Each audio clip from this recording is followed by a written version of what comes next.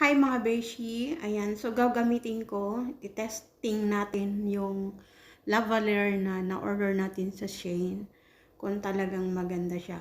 So itatry ko siyang, magtrabaho lang ako ng without voice ko, kung maganda ba talaga. Kasi ito yung madalas kong nakikita, yung nagmumukbang, yung ASMR lang yung tinatawag nila. So titingnan natin.